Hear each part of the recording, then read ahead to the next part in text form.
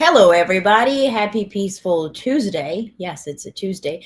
Thank you so much for being here. Thank you for waiting. I was trying to figure out what was the result of Carney and Trump meeting, and all we know is how they left off. We don't really know what happened inside, but we're going to dive into that because why not? Today is the day 7 of government shutdown. We have national flight delays. We have response from the White House, from the commander-in-chief himself, that he's not really too worried. But I do have the readouts and videos. Today we have videos too.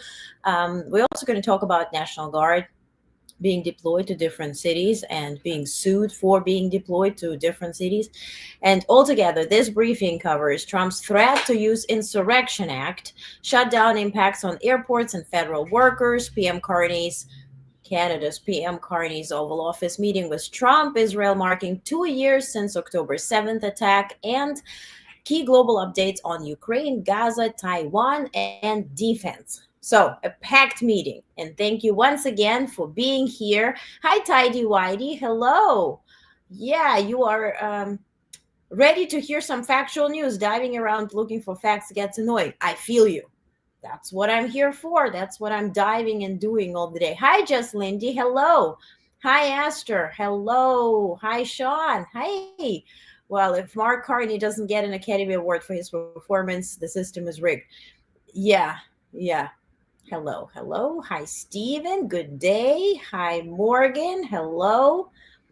Hi, human F being. Hello, human F being. I've been going around to different chats this morning asking you questions that's been on my mind. So let's hear, what is it? How is one state militia invading another state unlike a civil war? Exactly. Good question. Let's dive into that. Only 7 after watching. Maybe I can get an answer. Okay, so only 7 what? Reiterate, but we're going to talk about that because that's what we're here for. So let's get into some major headlines nationally, internationally, then quick news nationally, quick news internationally, and then we round it up. Yeah, deal? That's what we do. So first, Trump is threatening to invoke Insurrection Act. He's suggesting that he could invoke Insurrection Act to deploy National Guard troops to U.S. cities anywhere he wants to, because he's continuing to face the opposition in terms of courts and judges and justices that are blocking his orders. Quote from Trump: "I really think that's really criminal insurrection," he said Monday about anti-ICE protests in Portland, before promising to make the city safe. And this cartoon came out today in New Yorker where it said, it's troops drawn, and so the somebody says, "We're being deployed because of the protests, because we are deployed." And that's, as weird as it sounds, this cartoon depicts the reality. People are protesting the troops that are being deployed, and troops being deployed under a reason that there are protests. It's not even as difficult as what was before, right? Chicken or the egg. Remove the troops, protests go, right?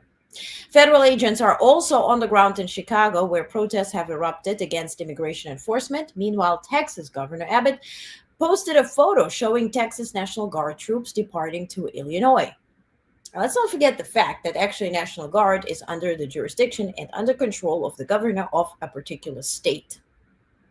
The deployment follows lawsuits filed by Illinois and the city of Chicago earlier Monday, calling Trump's interstate troop movements illegal, dangerous, and unconstitutional.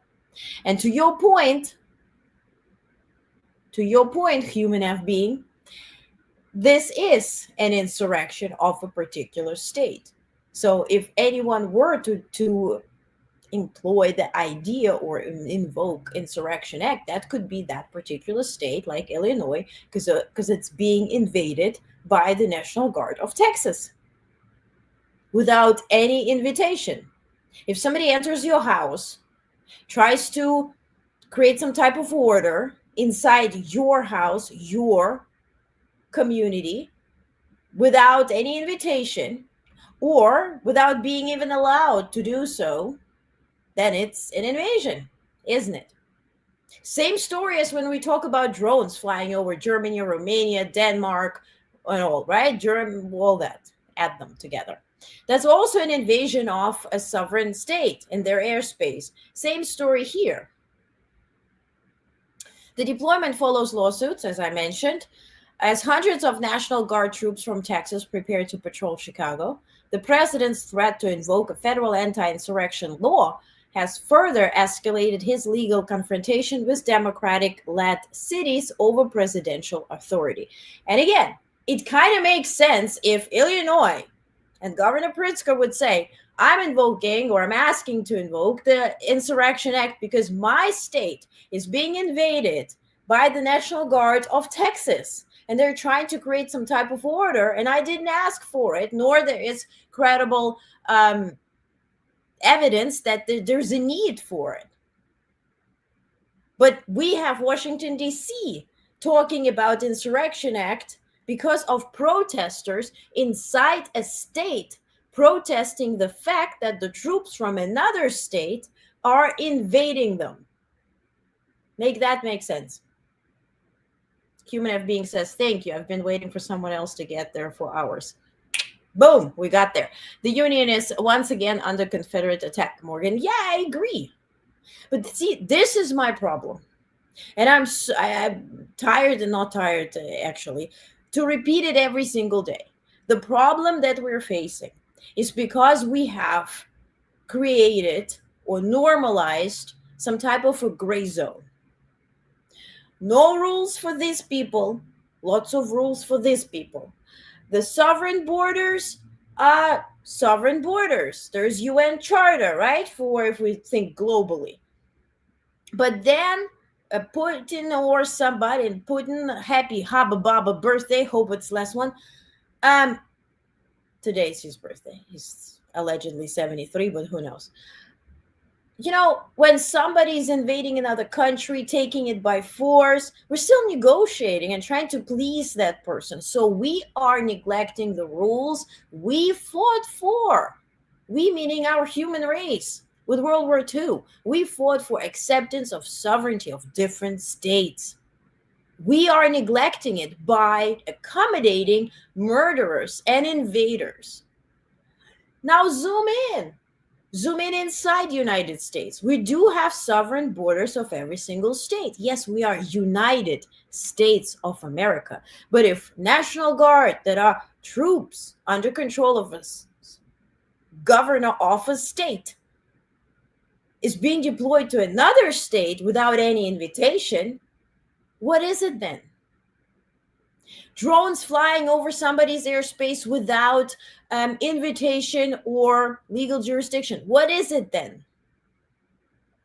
People stealing money from the budget, vacuuming $1 billion of from Medicare, Medicaid, and the entire system. What is it then? A foreign entity being installed into U.S. government to fire federal workers and call it, clans from DI, waste, abuse, fraud, whatever. What is it factually? What is it? because we're creating this gray zone, and that becomes dangerous. And first and foremost, we neglect our own rules because we don't defend them. If you don't defend your space, your proximity, then you are, well, allowing others to invade your space. Then it doesn't really matter whose house this is. Then I can go to anybody's house, put my feet up, open your fridge, start eating, whatever, slam the door, start abusing everybody, screaming around. If that doesn't matter, that's what it comes down to, because I just tried to explain you. We started globally. Putin is invading, we're still negotiating, we're trying to create excuses, blah, blah, blah. Then national level, then state level, then it will be your goddamn house. When we create gray zones, they spread. As I constantly say, this circus travels, this mindset that anything goes, because you are screaming, because you're the loudest, because you have the most likes, clicks, and shares, because the algorithms are facilitating it, because the social media is designed to propone those who are the loudest and have the most ridiculous ideas. This is now being normalized, and we normalize it if we keep accepting it. And yes, sometimes not accepting it means lifting your behind off of your couch, getting out of your normal life. Work, home, supermarket, park, relax, weekend, holly-golly, go work again. Getting out of it and start defending your rights. Democracy is an action word. It's not something you get for granted. It's not something you get with your DNA. Yes, if you are of the generation, of mine and younger, yeah, we got it for granted. We got it as a gift. We were born into democracies. Well, I was born in Soviet Union, but different story. But the generations that are younger, but if you study history, every 100 years, it kind of rotates, and you will have to defend it, and you will have to fight for it, so generations to come will get it as a gift. We don't do it, they're born in a very different society. And once that iron curtain closes, very difficult to lift it off. Didn't plan to start like that, but here we are. Now, day 7 of the government shutdown. President Trump briefly hinted at possible negotiations with Democrats, then walked it back hours later. Travelers nationwide are feeling the impact as a shortage of air traffic controllers causes cascading flight delays. Controllers, deemed essential workers, must remain on duty, but are unpaid during the shutdown, prompting rising call-outs. What happened yesterday in Burbank, very busy. It's an airport in California. The control tower shut down completely on Monday. Take a look how this happened. That's right, Colleen. In fact, we just spoke to air traffic controllers here at Burbank Airport in the last few minutes, and they can now confirm that they will be heading home at 4:15 this afternoon. As of 4:15 this afternoon, there will be no air traffic controllers inside of that tower right there. Instead, they will be handing off their duties to SoCal TRACON. It's their approach and departure team out of San Diego who will be... Staffing triggers were also reported in Phoenix and Denver, as well as control centers around Newark, Jacksonville, Chicago, Washington, D.C., and Indianapolis.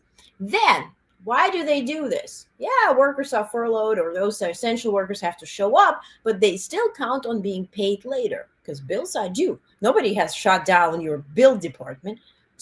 But Axios reported on Tuesday, this morning, that the White House is thinking about not paying federal workers. Then this question was asked to President Trump today as he met with Canadian Prime Minister Carney. He was asked, are you concerned about delays at airports? Let's start there. Take a look. President, are you concerned about the delays at airports, and how do you see the shutdown?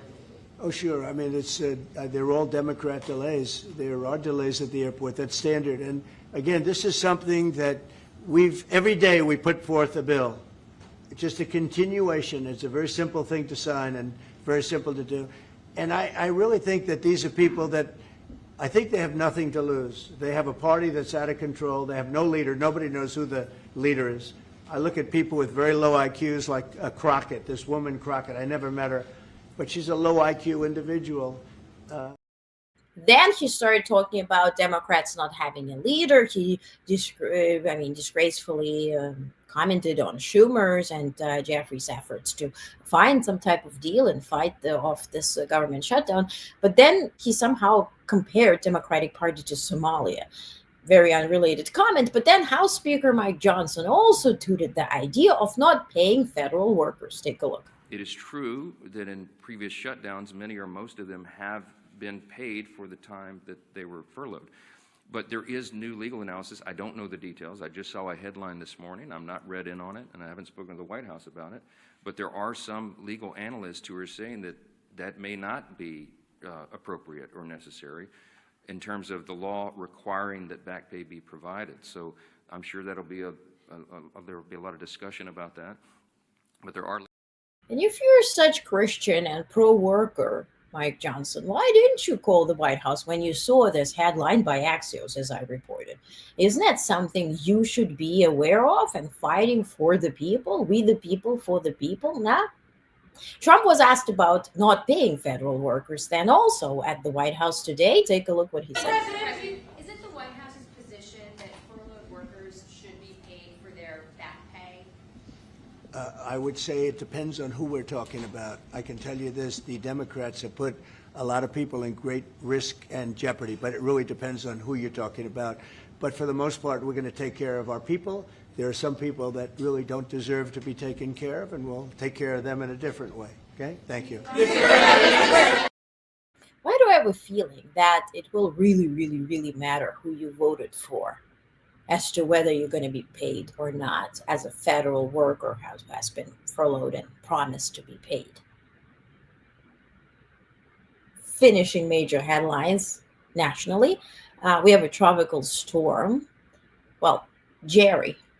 Thomas nowhere to be found, but Jerry's here and could become a tropical storm.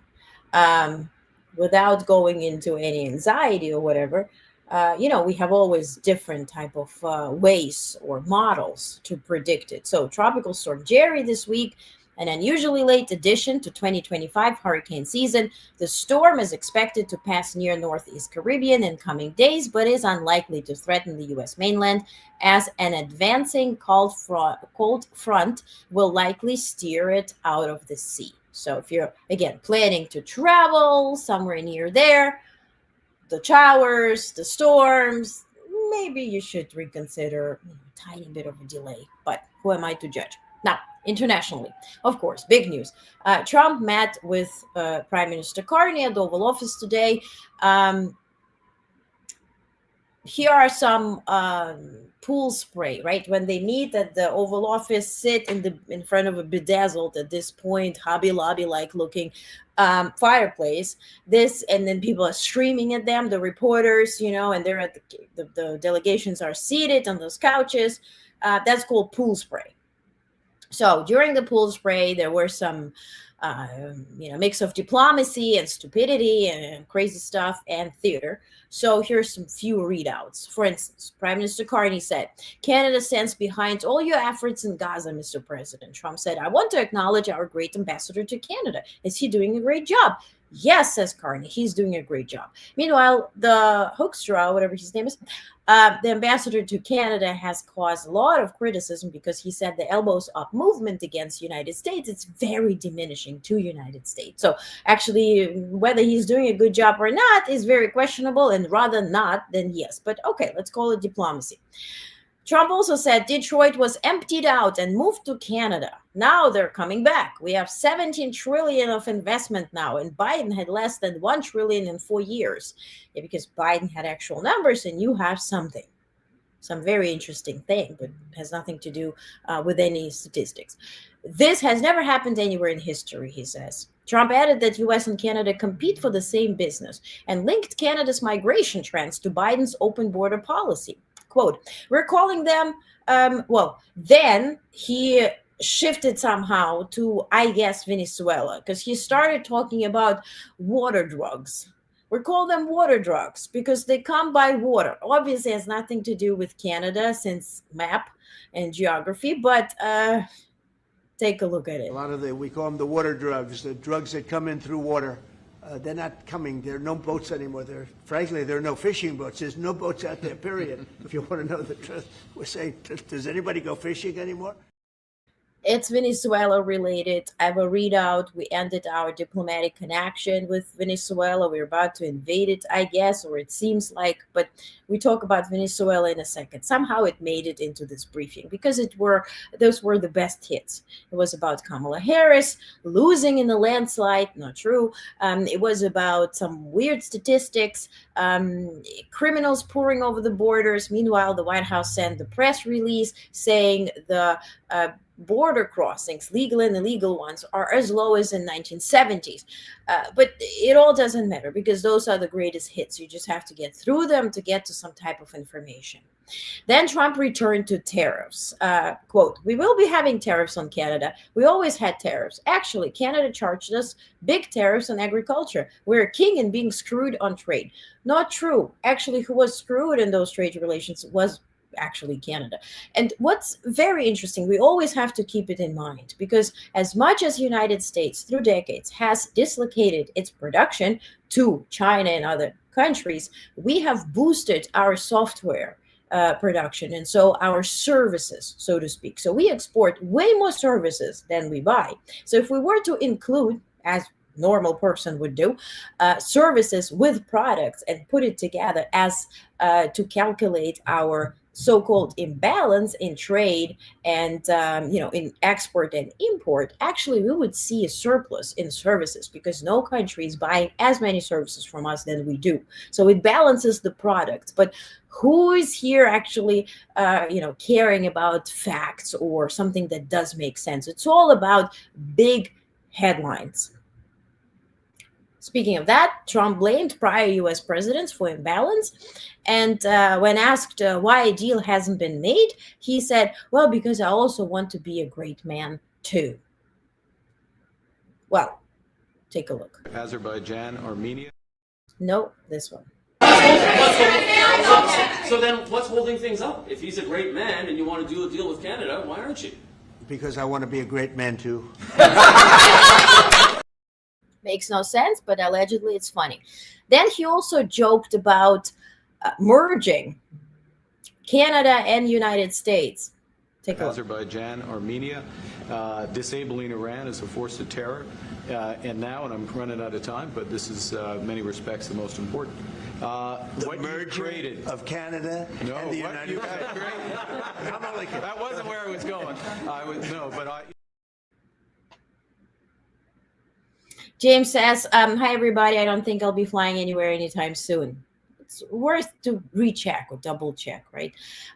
Devin. Hi, Devin. Hello. Devin says, hard to trust anyone to do a quality job for no pay with low confidence they will ever get back. Exactly, right? And so even if the towers are packed and working, although we actually have trouble of getting enough people to do the job, right? And that has been in cause of many issues when it comes to our safety, to put it this way.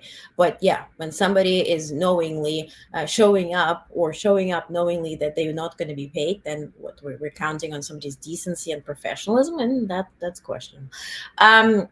Hi, Edward. Let's remember Jasmine Crockett has JD. Do you agree Donald can't read chemical name of Tylenol? Right. I said Azerbaijan.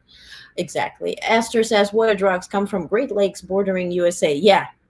Drugs by lakes. That's interesting. And by the way, Prime Minister Carney made sure to say that fentanyl import, so to speak, or flow from Canada to US is below 1%, but he said any number is too big. We have to, make sure it's completely gone, and we're not importing anything to you. It was important to put it up. I trust Carney to do his diplomatic game and to lead the country. I'm nowhere near to give him advice, but my always question is in that way, why don't we ever ask the demand? Because there's demand and supply. So maybe US has to fix the demand and the supply will also go lower. So that's a bit That's the question I have. But let's talk about Venezuela. Trump has instructed Special Envoy Richard Grenell to end outreach to Venezuela, effectively shutting down diplomatic outreach and any negotiations with Caracas, according to senior U.S. officials. So we are now taking our diplomats out of Venezuela. We're closing embassies. So is Trump going to invade with 6,500 troops Venezuela? Is it going to be done by drones? Are they just going to bomb them?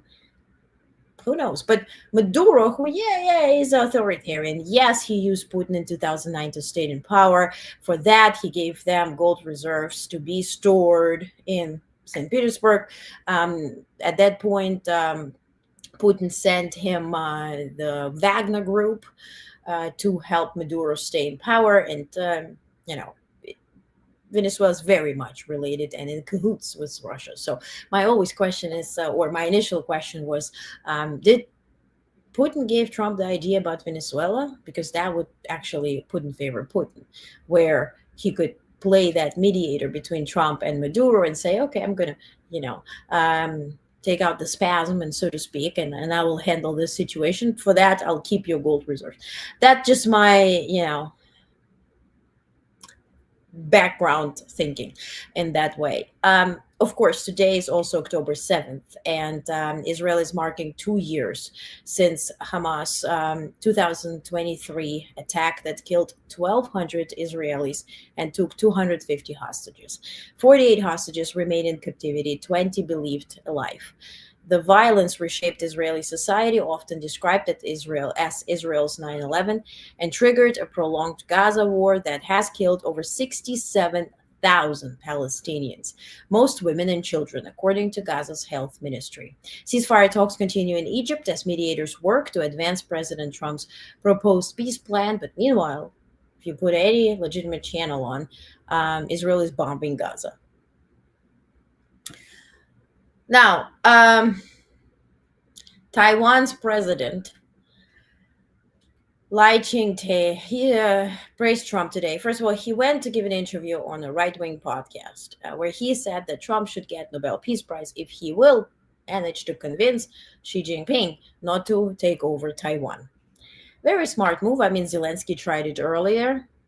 Okay, but speaking of Nobel Peace Prize, yes, it has been awarded to folks in physics, but about that a bit later. But Trump also tweeted about himself today that, according to him, the families of the hostages, of Israelis, want to nominate him for Nobel Peace Prize. And they said this has to be with momentous urgency. Nominate President Trump for Nobel Peace Prize. I don't know if he made it up or they really said it. This is the only source where I got it, the White House tweeting about themselves. As to Russia and Ukraine updates, Ukraine claims that Israel actually is playing a double game here. Israel made radars to Russia just 6 months after they sold the same radars to Ukraine, enabling Russian forces to target Ukrainian UAVs because they got the same radars, so they could dissect them and figure out how to disable them and how to hurt Ukrainians. So Ukraine is kind of questioning, what is your end game here?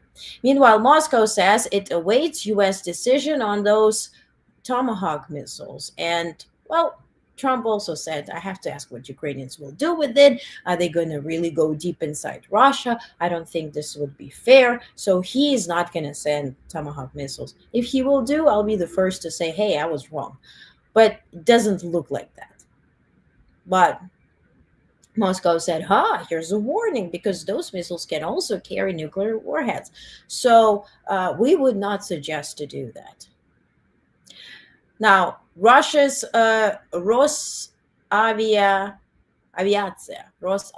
so it's Russian state aviation, projects that the country could lose half of its aircraft fleet by 2030 due to sanctions and aging hardware, retiring 339 planes and 200 helicopters, because due to sanctions, they literally can't get parts. And so those things are falling apart. Of course, they're trying to bypass sanctions. As yesterday I have reported that over 100,000 parts were actually imported to Russia, circumventing those sanctions, and the exporters were included, including also US and Britain and France and other countries as well, and mainly Germany, which is very questionable here. Now, as to quick national news, Trump cancels projects in Democratic states. Funding cuts are also hitting Republican districts. So essentially, they're using this shutdown to not yet rewrite the Constitution, and I'm sure they'll try, but essentially rewrite the budget and what goes where, and to fire federal employees. And since they have access to certain states, to the voting results, right, and to see who voted for whom, they can play this game for a long time. It is projected for this government shutdown to last this week for sure. So meanwhile, Attorney General Pam Bondi was sparring, so to speak, with senators over the DOJ enforcement in Democratic cities.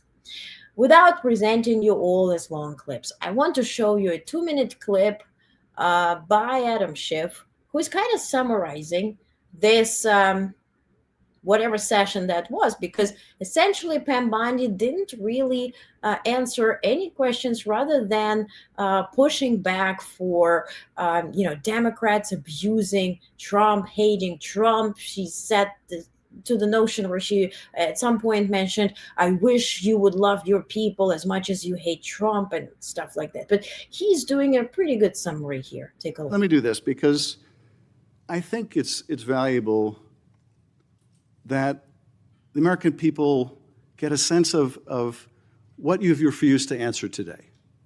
So these are just some of the questions you refused to answer, or have answered with personal attacks on members of this committee.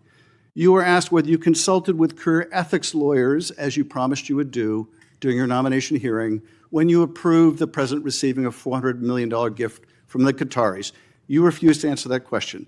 You were asked who or what role you may have played, or who played the role in asking that Trump's name be flagged in any of the Epstein documents gathered by the FBI. You refused to answer that question. You were asked whether Holman kept the $50,000 bribe money. You refused to answer that question. You were asked whether Holman paid taxes on the $50,000 bribe money. You refused to answer that question. You were asked, did career prosecutors find insufficient evidence to charge James Comey? You refused to answer that question. You were asked, how are military strikes on these boats in the Caribbean legal? And you refused to even answer that question. You were asked, a law degree, excuse me.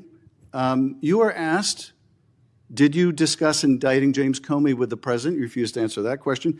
You were asked, did you approve the firing of antitrust lawyers who disagreed with the Hewlett-Packard merger? You refused to answer that question. You were asked whether you support a restoration fund for violent insurrections to attack the Capitol on January 6th. You refused to answer that question. You were asked whether you were firing career professionals, career prosecutors, just because they worked on January 6th investigations. You refused to answer that question. You were asked by my California colleague whether you believe government officials, like immigration officials, have to abide by court orders. You wouldn't even answer that question. This is supposed to be an oversight hearing.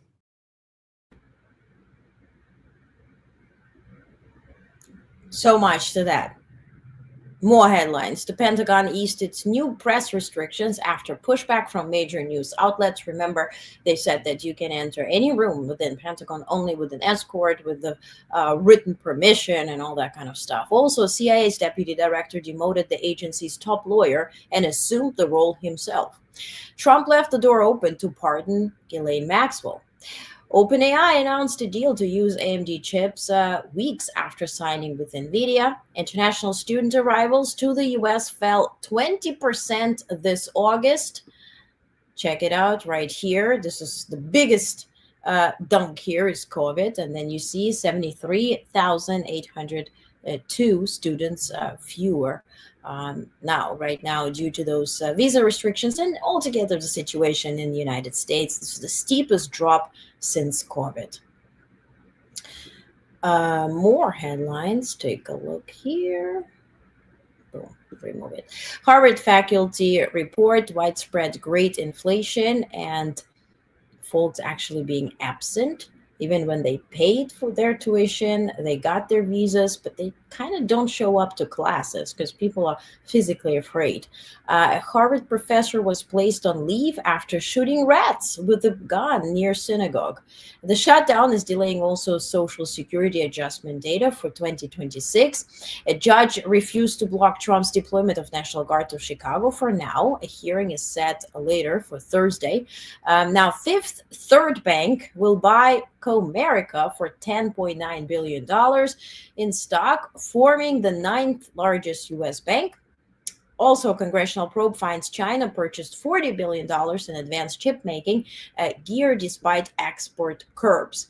And this is the weirdest thing ever, right? Because we know Sean Duffy is in charge of NASA, right? Because that's his side job aside from dealing with transportation.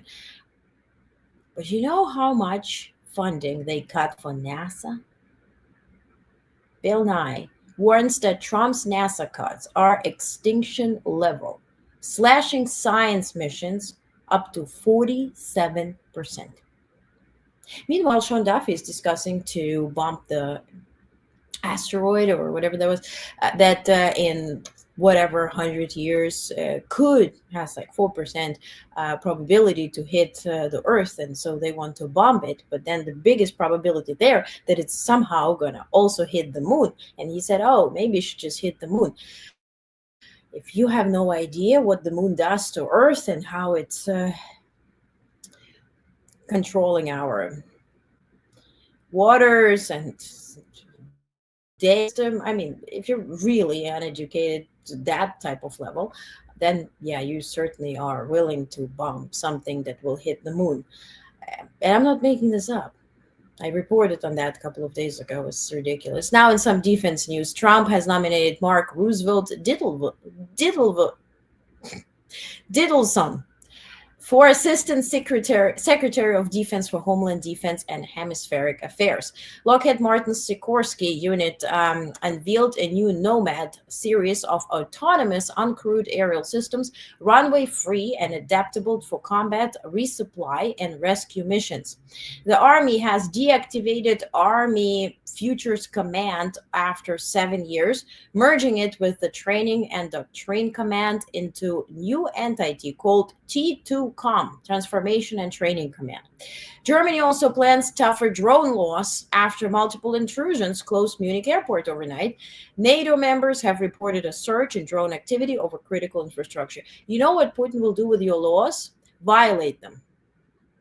North Korea unveiled a new hypersonic missile called Hwasong-11MA, launched from a 10-wheel vehicle carrying 2 missiles. Remember that infamous picture I showed you earlier with Xi Jinping? Yeah.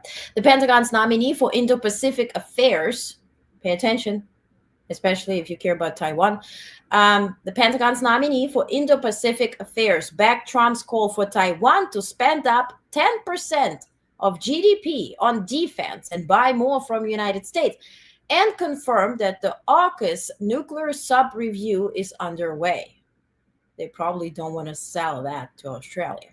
And a final decision on the contract for the U.S. Navy's next generation stealth fighter is expected this week. So much to defense news, and now let's get to some quick global news. Remember Erdogan, the leader of Turkey, visited Trump about a week ago. Not much was reported. What did they shushed about? Now it comes out that since the state lender Halk Bank, right, it has a lawsuit in the United States. And so the Turkish leader Erdogan offered Trump essentially $100 million to make it go away, put it that way. Turkey proposed, now officially, 100 million settlement for its state lender Halkbank in talks with Trump and Erdogan. A marine park in Canada warned it may euthanize 30 beluga whales without a government bailout. Prime Minister Carney, hello. Fast fashion giant Shine. If you like Shine and you're in France, you are in luck because they're opening their first store. And this is in France. Ukraine allocated $36 million to reinforce its frontline energy grid amid Russian attacks. This was reported today, actually announced by President Zelensky. Now, as to Gaza talks, they opened in Egypt yesterday on Trump's 20-point peace plan. Both Israel and Hamas face pressure for ceasefire, but remain divided over troop withdrawal and disarmament. So Hamas is told to disarm. Israel is told to get out of Gaza and West Bank. Neither wants to do that. Israel keeps bombing Gaza. Hamas keeps hiding and staying there. Meanwhile, there's some type of limbo. But who is suffering is actually Palestinians. And as I reported, 60,000+ people have passed at this point. In France, President Macron's new government faces turmoil as markets react to budget deficits and political gridlock. So essentially, Macron has to now appoint somebody new. He can still appoint the prime minister who resigned yesterday, just after a couple of days in office. Historically, he has become the shortest serving prime minister in France. But he can either appoint him again, can appoint a new one, or resign. So those are the options. And certainly I don't foresee President Macron resigning. Now in China's green tech exports hit a record $20 billion in August, surpassing US fossil fuel exports by mid-year. And the US will impose 25% tariffs on imported trucks November 1st and take 10% stake in Canada's Trilogy metals. The International Criminal Court convicted Janjaweed leader Ali Kushaib of 27 war crimes and crimes against humanity, the first Darfur-related verdict. Madagascar's president, Rajoelina, appointed a military general as prime minister amid youth protests. Remember, Gen X is protesting there, demanding two basic things: normal wages and medical care. Groundbreaking. Now, remember, Trump and Lula have been fighting, but they reportedly had they referred to positive call together to reset relations after trade tensions. Let's see what this will be. Brazil is the B in BRICS, so will something come out of it or not? We'll see, but certainly we love our coffee. Egypt's former tourism minister, Khalid El Anani, was nominated as UNESCO's next director, the first Arab to hold the role. And by the way, the next nominee, or one of the nominees to be the next Secretary General of the UN, is coming from Chile, and it's a woman.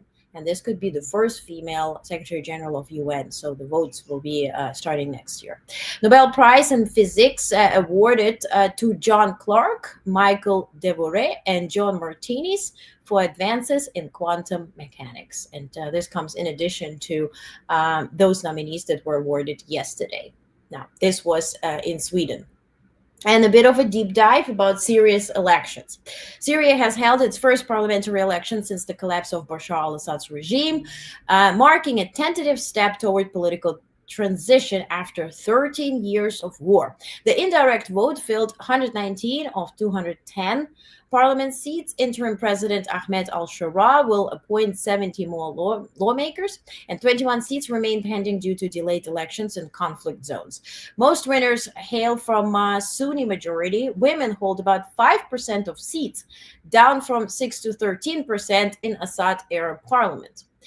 The Electoral Committee acknowledged underrepresentation of women and minorities as a significant shortcoming, but said Shara's appointments could help rebalance representation, because he still has 70 people to appoint. Meanwhile, fighting flared in Aleppo between Syrian forces and Kurdish-led Syrian Democratic Forces, the so-called SDF. Both sides blamed each other for violating a U.S.-brokered integration deal. Washington is gradually withdrawing its forces as U.S. envoy met with SDF leaders yesterday. And, this is all very fun and interesting. But as much as we learned or should have learned from withdrawing from Afghanistan and now willing to go back, maybe that should be planned and not just announced and left for, with hopes and prayers. I want to show you something weird before we sign off. Don Jr. is back on television, and he's complaining about Fox News, calling Fox News clickbaity and Trump unfriendly. Take a look. But that's the problem with some of these things. The conservatives try so hard they want to show both sides. Now, they let someone go unfettered for hours talking about these things without anyone pushing back, without any resistance. They allow them to spew their narrative, which is, as we've seen for the last few years, all lies. But that's what happens when you have sort of a more rhino network. They want to be loved. They just want the power. They don't care.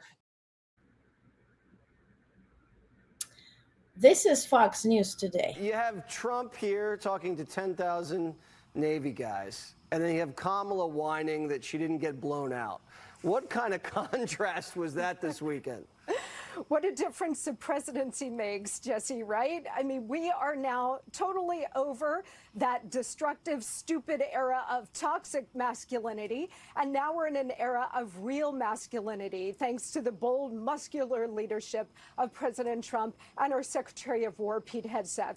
We saw as Kamala Harris said today, that is trying to make people feel like they've lost their mind, when in fact, these motherfuckers are crazy.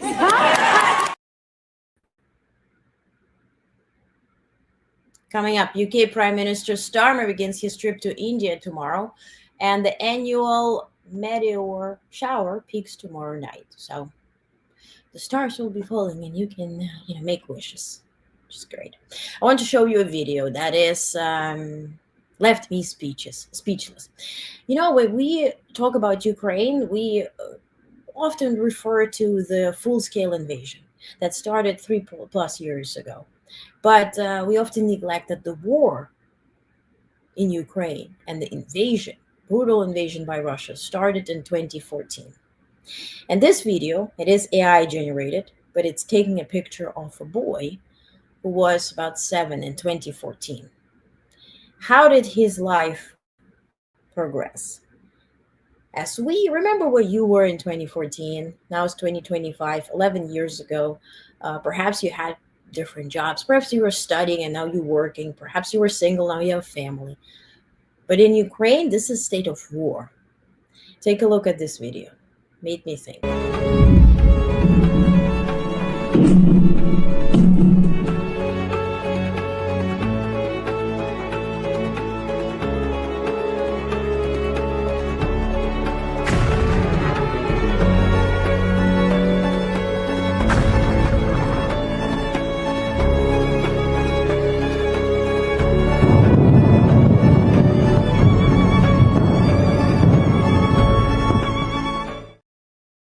A full generation, or actually at this point generations of kids that didn't have any childhood, that are now fighting at the front lines. And in 2014 they were kids, 11 years ago. You were 7, now you're fighting, and all you knew from 7 to now is war. Makes you think. Thank you so much, Miss Jonesy, for reposting the stream. What is it with me today? Undercover pirate. Hey, pirate. Yes, they got it NASA and gave it to space. Was still working for Doge next to Oval Office. Yeah, and worse. Yesterday, I had reported that he got awarded $1 billion for his project. Brian says, hi, Brian. Senator Schiff is correct. Bondi didn't answer any questions that she could have. This is not new. During the first term, Trump cabinet members were equally uncooperative in congressional hearings. What is different this time is utter contempt and disrespect current cabinet officials are showing to elected Democrats on the committees. Inexcusable. Agree, Brian. Absolutely. Pirates is back. The reasoning was DEI. Yeah, the cutting of NASA. Analia, thank you so much for reposting the stream. Tidy Whitey says, seems like Bibi wants never-ending wars to stay in power. Amen to that. Pirate is back again. He cries like a baby, like he's dead. Yes, the Don Jr. Yeah, and he talks so fast. I guess that's the whatever. Mediocre men always whine instead of taking accountability because they believe things should be automatically theirs. Indeed. Watched it since the live stream of Revolution of Dignity when Yanukovych blackmailed its own people against his own constitution for bribe from Putin. Yes. Yes. Michael says, thank you. I say thank you back. Tidy Whitey says, thank you for factual news. Thank you for watching. I want to also remind you that we launched this subscription thing. There is layers because YouTube made me put layers. The lowest layer there qualifies for Honest Plus. What are we going to do? This coming Friday, so and every Friday from then on, we're going to be meeting for off-the-record briefing. Something that I don't feel safe talking about like here today.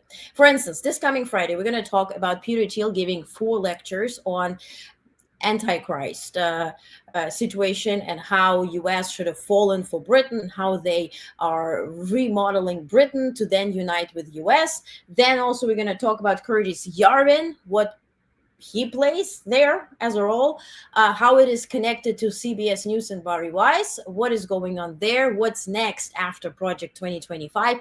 I don't physically feel safe talking about that, so we're going to be meeting in off-the-record briefing. So if you want to join, again, under this video on YouTube, it says join. Pick lowest membership. You can join. So every Friday, we're going to talk about things that I'm not okay talking publicly. And then every last Friday of the month, you're going to get a meeting to meet on Zoom. So I see you, you see me, ask questions. I can share what happened at UN when I was there. I was in a bunch of meetings with heads of state, with diplomats. I had talks. I can't write them in the briefings. I can tell them here. But on Zoom, where you promise me you're not recording me and vice versa, we can chat off the record. You can ask, questions. You can, ask me to interview guests. I can share the plan, so who I'm interviewing next and whatnot. So we can have really off the record, off the grid, so to speak, briefing once a month. And then every Friday we meet for off the record briefing, where we deep dive into such topics, right? So next thing is what's next after 2020, Project 2025. This is this Friday at 5 p.m. only for those who did sign up, because then I know who's exactly watching.